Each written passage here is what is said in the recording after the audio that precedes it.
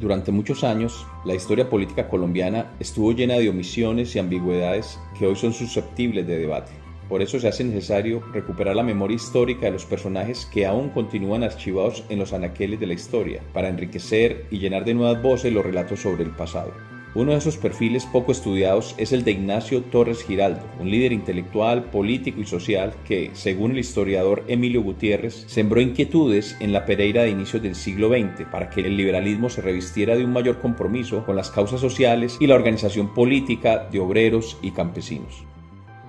Ignacio Torres Giraldo es uno, entre otros, de los representantes del despertar de los movimientos sociales en el siglo XX en el país. Con María Cano, con Tomás Uribe Márquez, con Raúl Eduardo Maecha, con Manuel Quintín Lame, con José Gonzalo Sánchez, con Ana Julia Guzmán, con Vicente Álamo y muchos otros líderes y lideresas en el país en aquel entonces, son protagonistas de uno de los episodios más interesantes de las rebeliones populares en Colombia. Ignacio Torres Giraldo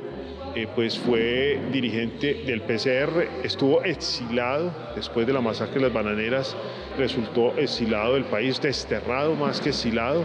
Lo enviaron en un buque de carga bananera y terminó en Hamburgo, y de Hamburgo llegó por el dominio, digamos, regular que tenía el francés para entonces a Moscú, y allí estuvo durante el primer plan quinquenal, 1929-1934. A su regreso dirigió ya no en lo que fuera el PCR, que duró hasta 1930, sino el Partido Comunista,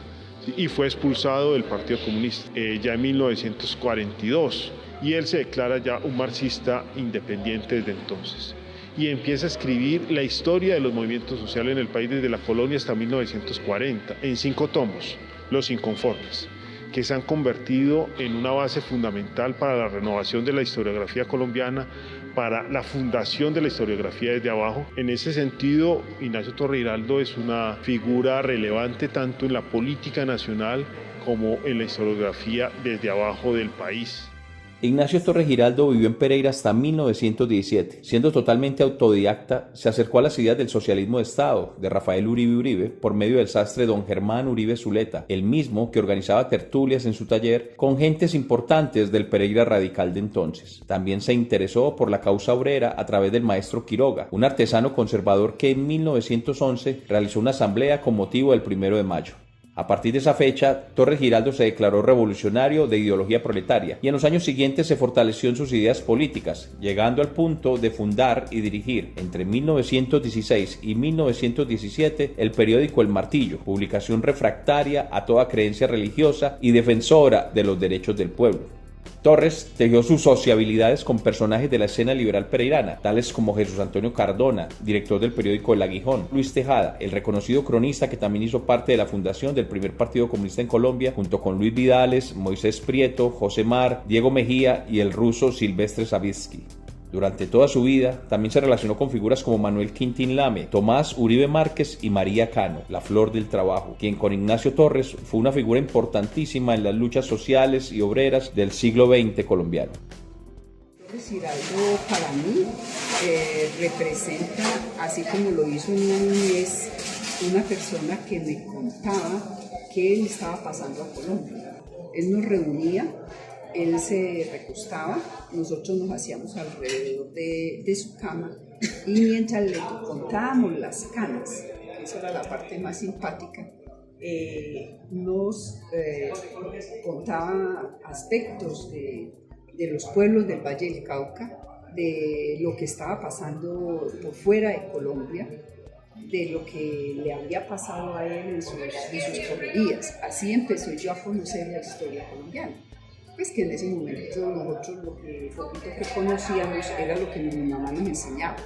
Yo estaba pequeña y ya después fue que empecé a conocer la historia de Colombia, pero en la escuela. Pero el que primero me la enseñó fue el abuelo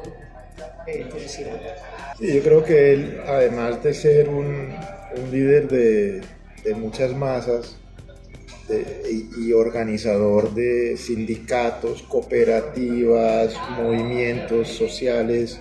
en todo el país, porque recorría toda Colombia. Se dedicó por muchas décadas a construir un archivo. Cuando todavía no se llamaba archivo, cuando todavía estaba en Sevilla, en maletas o en donde estuviera, y que uno tenía el privilegio de leer originales. Con este capítulo de Microhistorias de Ciudad, queremos rendirle un homenaje especial a Ignacio Torres Giraldo, un personaje que fue testigo excepcional de su época y que hoy, a 50 años de su muerte, cobra sentido para actualizar su obra y entender de manera más profunda el transcurrir de las luchas sociales y políticas en el seno de las izquierdas en Colombia.